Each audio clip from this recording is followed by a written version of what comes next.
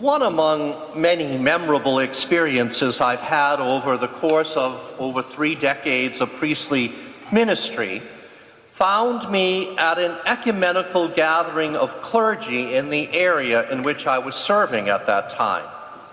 And a minister from one of the more biblically fundamentalist branches of Christianity approached me and asked me if a member of his congregation who was intending to marry someone whose roots were in our Catholic tradition could have their wedding in our church because it was bigger than theirs. So I said, yes, so long as each is free to marry and they're willing to do the preparation we require. When asked by him what free meant, I said they are free if neither one of them has been married before, or if they have, then they have gotten that previous marriage annulled. Well, I could tell he didn't like my answer because one of them had been married before. Then he decided to use that opportunity to criticize our Catholic Church for its annulment process. In response, I said I found it quite curious that his denomination prided itself on the central and normative nature of the Scriptures as the highest authority for Christians, with no reference ever given to anything like Christian tradition. But that in light of this 10th chapter of St. Mark, he would see it as no problem whatsoever for a divorced person to remarry in a church. I must admit, by the cold, blank stare he gave me in response, it seemed to indicate that he didn't really have any defense. Of course, for us as Catholics, what is key to understanding and obeying Scripture is its proper interpretation in the context of the community of faith, which is the church. And when it comes to the gospel of Jesus Christ, the lens with which the church tries to read, understand, and then apply Scripture in its life and that of its members has to be mercy. Yes, Jesus does specifically forbid divorce and remarriage. It is right here before us in black and white. Thus, while there is no mistaking that this is what Jesus taught, what then are we to do if we want to respect his teaching on the indissolubility of marriage, but at the same time try to show compassion and mercy to those who with every good intention entered into a marriage, but for a whole host of possible reasons that marriage failed, and now they want a chance to try again. The church is willing to study marriages that fail, to look for a reason why, when that marriage was celebrated, one or both of the parties was not fully capable of sincerely promising to freely give themselves completely and exclusively to the other for life, or one spouse was concealing their intention not to be open to having children, who the church sees as the natural outcome of married love. These defects in consent, as they are technically known in church law, can and do happen for many reasons, starting perhaps with immaturity or force or fear. And when uncovered by looking back at the parties to the marriage and their failings at the time of their preparation for their wedding, and the presence of these defects on the day they spoke their promises to one another, can be cause to nullify their marriage as a sacrament.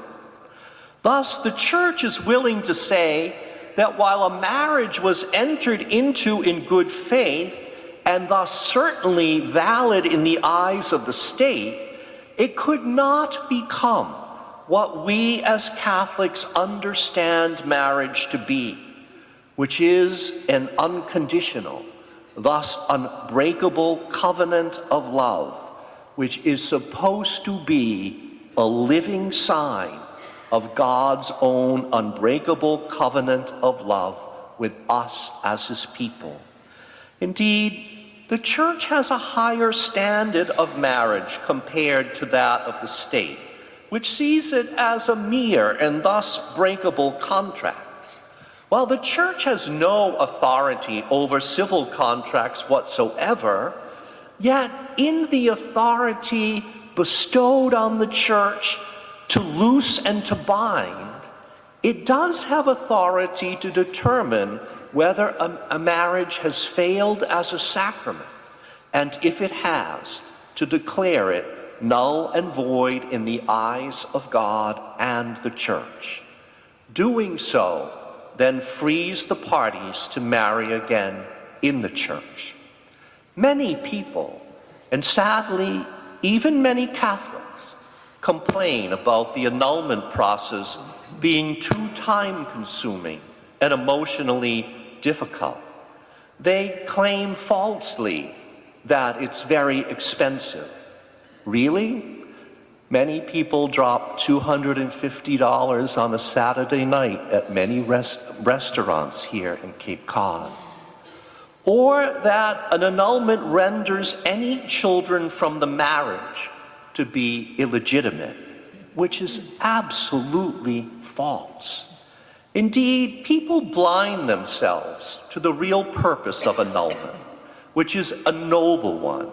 It is to respect and uphold the teaching of Jesus Christ on marriage, which we absolutely have to do, all the while trying to exercise compassion and show mercy to those who were not fully able to understand or accept those ideals on the day they spoke their vows, and thus who were never able to fully live up to them.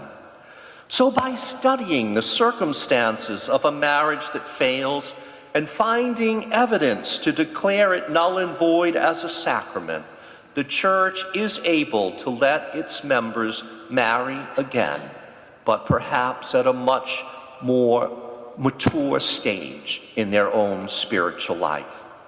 So for this, the Church is often unjustly criticized, and at times even slandered, when in truth it ought to be praised for finding that middle and thus more merciful way between the highest ideals of marriage according to Jesus, and on the other hand, the reality of human life, which is helplessly flawed and thus often messy and far from ideal.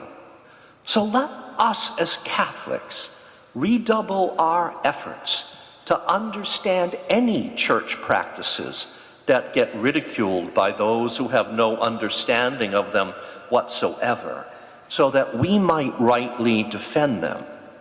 And when annulments are under fire, as they often are, let us never forget this 10th chapter of St. Mark's Gospel, verses 2 to 10, to remind our critics that it was Jesus himself who said marriage cannot be dissolved. It is his Church that ever since has sought to provide a means for those who could not escape divorce to find healing and mercifully be given the opportunity to start over again.